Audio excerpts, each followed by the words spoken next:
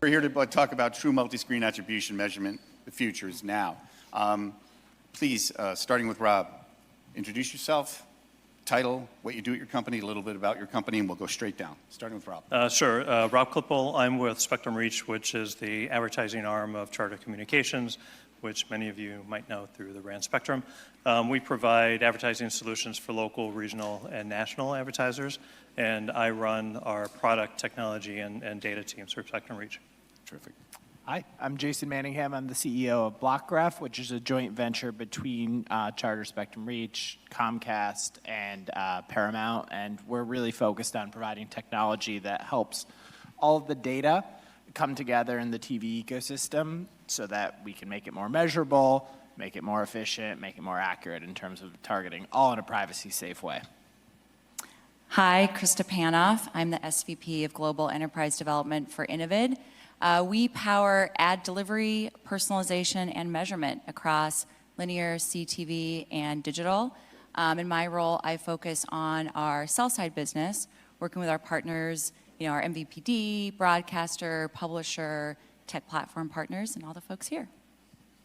And I'm Tara Gotch, the Executive Vice President of Commercial at Comscore. And what I do is I help oversee our partnerships with national media companies as well as the owned television station groups. And we are the measurement arm, helping fuel all these partnerships. Terrific. And again, each one of you, very impressive freestanding companies, but you're probably more potent as partners. So do me a favor, and we'll start with Tara. Explain that dynamic. Explain why our mission, the potency of that is concentrically higher by working together. How does that work? Yeah, we fully believe in integrations, partnerships, building the technologies that help fuel all of these different partnerships, and how we work together as the independent measurement company. It's vitally important that we help support everyone's endeavors and that we help bring those pieces together. All right. Jason. Yeah, I think if you look at the industry today, there's so much fragmentation. There's so much challenge as it relates to bringing all the right data sets together, the right inventory sets together, and it requires collaboration. And we see the opportunity to help provide technology that helps partners collaborate as an important and an industry-wide important need that needs to be solved. So we're really focused on that side of the equation in terms of technology that helps all of the industry players collaborate, bring their data together, but do it in a way they're all comfortable with. Yeah. You agree, Krista, in terms of how it rises? Yeah, I think, advertisers want accurate and actionable insights. And I feel like, to your point, with the fragmentation we have today, with privacy legislation, loss of signal, data silos, everything going on, nobody can do that on their own. And so we, as Innovid, we think of ourselves as we're the independent, similar to what Tara said, we offer the independent view of measurement. But I can't do that by myself, right? I need the set-top box data that Rob provides and his customer base and advertisers, the identity layer that Blockgraph provides that allows us to do it in a privacy-safe way with a really high match fidelity. So I think it only works if we all partner together to deliver that value to the advertiser at the end of the day. Right. And Rob, MVPD, sitting on all that data, why do you need everybody on the stage as well? Well, we've been kind of we've had a data-driven approach as long as I've been there, which is a little over 7 years now. And to your point, we have household-level insights and data for 30+ million U.S. households. And over the years, we've used that data in a privacy-compliant, aggregated way. And that's like my word, that's my pause. Privacy-compliant, de-identified. For targeting, for reporting, for kind of measuring campaign results. But we've also formed a series of really foundational partnerships, and it's a great question for this panel because we're all working together. Comscore is a great partner. They're helping us drive our measurement, particularly on the linear side, to census level, near census level measurement and away from panels and modeled approaches. With Innovid, we've launched an industry first kind of multi-screen cross platform, deterministic attribution platform. And that was powered by Blockgraph, and we use Blockgraph quite a bit to help us activate our first-party data with other first-party data, companies that have it, in a way that is privacy forward, that doesn't require us to send our data outside of our four walls. And it really, the match rates are phenomenal that we get through Blockgraph. So, all of these partners are making our platform exponentially better than if it was just us working on our own. And it sounds like speed is also happening. There's real momentum here. And, for as long as you've had the assets that you've had and you developed them, and I think you gave us a partial answer to this, what are you capable now of doing for marketers that you were only partially capable of or not capable of as recently as only a year ago, say? Yeah, I think a perfect example of that, which I did mention earlier, was this cross-platform deterministic attribution platform. And what that is we're able to execute campaigns with a common identity layer across traditional linear, across connected and streaming inventory and other digital inventory, and then look at the results of that holistically. We can understand kind of reach and frequency. We can understand attribution across the pool of inventory. We can also understand the contribution of each individual component, and that's something that we've never been able to do before. And I think kind of the industry in general, where you're looking at measuring media and measuring outcomes and attribution, it's traditionally been based on media partner, based on inventory type, and we're pulling that together for a holistic view. Yeah, and same question, Jason, leaps. Let's talk about now versus a year ago. How quickly are we moving, and are we there yet? Yeah, we're moving quickly, but not quickly enough. I think we have to keep that pace continuing to accelerate as we think about where the industry is going and our opportunity there. In terms of the leaps forward, though, they really are truly impressive, the progress we've made in the last year. I think what we're seeing is that the world is definitely going toward a first-party data-oriented future, and giving companies automation to use their first-party data accurately and create high-fidelity overlaps between different data sets. That's super, super critical.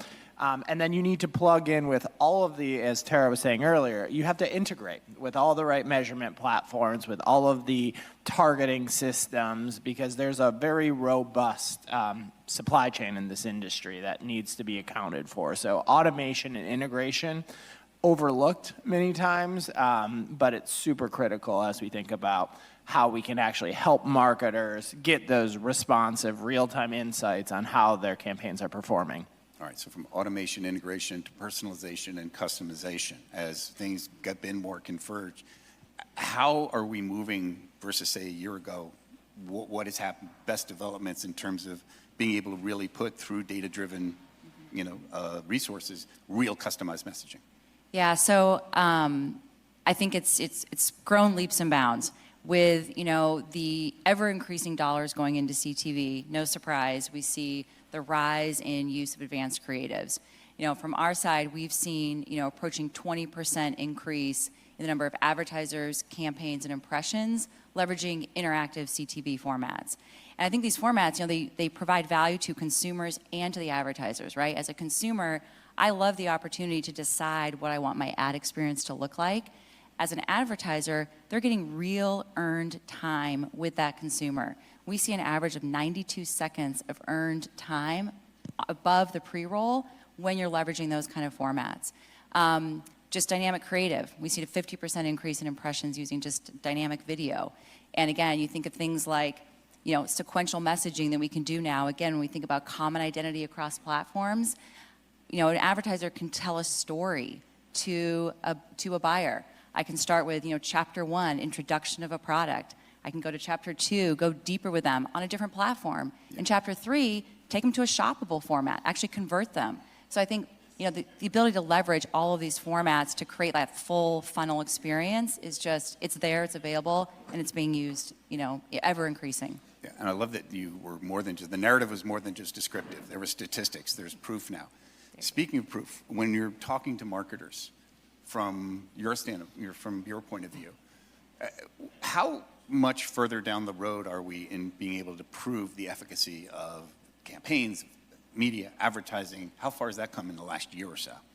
Yeah, it's certainly moving along very quickly. You know, at Comscore, what we're really trying to build in our forward-thinking campaign measurement solutions is in Comscore campaign ratings, it's designed to be very flexible and show the incremental reach by platform. Being able to look at only both, being able to bring in data-driven linear, advanced targeting from a true cross-platform perspective. We say often, if you can tag it, we can measure it. So we're trying to build something that is flexible and forward-thinking and able to continue to adapt just as fast as the marketplace does. Yeah. I'm gonna ask you all, with the capabilities that you've been talking about, if you can be, you know, descriptive of something that happened with a client, with, concrete advertiser or marketer, an example, jump in and tell me, you know, what you've learned on behalf of, you know, an advertiser, a category, real life, real world. Please jump in. I mean, so I'll go. One example here, a retailer, you know, Untuck It, and they were looking, you know, their goal, right, like everybody, they want to optimize their investment, understand how their TV was working for them, drive visits to web, increase purchases, reduce cost per response. Long list of needs. And I think in all of the media they were running, it was really hard for them to tell what was really moving the needle. And so, like Tara said, having the ability with a measurement platform to get granular with the metrics and always on, right? It doesn't really do any good to get a end of campaign study that gives you some data about how things performed. Having the always on granular view. So we worked with them. They were able to identify throughout the campaign on a week by week basis the specific strategies that were actually driving more purchases the hour after a spot aired than other strategies. So now they optimize their dollars to those strategies. At the end of the campaign, they reduced their cost per response by 30%. So being able to see these insights in real time, action on them, see how it's improving, action again, just continual optimization. I mean, I think it's only possible when you're, you know, like Tara said again, leveraging this real granular data at your fingertips, always on. Yeah. Rob, you want to? And you know, I want to pick up on that thing because it's not just getting the planning right and kicking off the campaign. It's understanding how it's performing, it's adjusting and optimizing along the way. You know, there's something that I have to talk about because, you know, the awards are later on this afternoon, and we have the good fortune of being nominated for 7 of them, and 4 of them are tied to one particular advertiser and campaign, and it's Pella. And the gist of it, the awards are around outstanding use of data, outstanding attribution, and these aren't the actual awards, this is my paraphrasing. Use of data towards creative, and cross-platform campaign. And in essence, we launched kind of what we were talking about before, this cross-platform targeting and attribution, and through understanding that, we created customer profiles to improve the creative. We looked at where the response rate was and looked at kind of, in essence, a roadmap of the markets to understand where the concentration of Pella customers were that adjusted how we kind of executed the campaign from that point forward and moved from just pure customer targeting to kind of geographic targeting and heavy concentrations. And then we also looked at the attribution insights to inform the network selection and how we're moving forward with the media that we're using for the campaign along the way as well. And that resulted in a 25% lift in response rate from a quarter-over-quarter basis, and really effective for Pella. Well, one of the things I'm sure you all get asked about is relative scale. And because, you know, everyone that, you know, is innovating is doing so with a certain size. And the, you know, what do marketers need? They need to get to all their customers, right? They need to get to cover all their points of distribution. Right. And we think of scale bluntly sometimes as just footprint. How else should we be, when we think about Blockgraph, for example, talk about your idea of effective scale. Yeah, so footprint is super important. I think especially for national brands who are looking to try to drive awareness, reach, et cetera, there's no way around it. Kind of reaching households at scale is super critical. But it is, as you said, Sean, one aspect of scale. I always talk about this, and it's not just because two of them are kind of part of our ownership group, but I really do believe fundamentally that operators who have the pipeline into the home have immense scale and total customers that are, in most cases, growing. You look at Spectrum Reach and their customer install base with publicly available information, it's about a quarter of the country. I'm rounding there, but if you look at total households, 30 plus million households, and half of those roughly-ish are TV, and half are they take internet service from and broadband from Spectrum, and also have a huge streaming service. Similar kind of numbers for Comcast, and there's a number of other MVPDs that exist in the ecosystem who have very large data sets. So I think when you talk about households, the operators have this really interesting identity asset, subscriber relationship, that they bring a lot of scale to the equation. Then you talk about inventory, and you have to layer on that aspect of scale as well as what type of information they have about that particular subscriber. So there are all of these different dimensions on the, sell side. And then on the buy side, you think about what type of attribution data do they want to look at, purchases, website visits, et cetera. So it's all of these things. It's a rich tapestry of information that needs to be brought together. And I think in order to do it, there's no one-size-fits-all approach. You have to assemble the building blocks based on the marketer's objective. Yeah. Tara, I'm sure you get asked about scale, relative scale, also all the time in terms of your data footprint. How do you respond in terms of the importance of scale? Oh, yes. Yes, we talk a lot about scale. Everyone always wants the biggest reach number, the biggest campaign, but at the same time, it's also being able to break it down into those different layers. Looking at it from a highly, local perspective, building to the national, across different platforms. So just as much as everyone wants to look at the biggest reach number, they always want to see that only both break down. How does each platform within the campaign really perform and then drive the overall success and results of that campaign? For Innovid, how do you, because there's a crowded field, how do you talk about scale? And how do you differentiate? Our unique differentiator, I think, for Innovid is our CTV footprint. We deliver 1 billion impressions a day. That gives us access to a very unique data set into understanding, the delivery, the reach, the frequency, where all those ads are going, how they're performing, and then scale in terms of, adding on the linear piece. So we can do true cross-platform. And I also think about scale from a global perspective, right? So I think when an advertiser comes to us, we need to be able to serve them not just here, but globally. We focus global. And it's like going up and down the pike, right? From local to regional to national. So I think of like deep and wide data sets, right? Local to national and wide global access. I'm going to bring in something that I just heard tattooed throughout 2022 and 2022 that may have some mixed understanding about it. I'm going to ask Jason.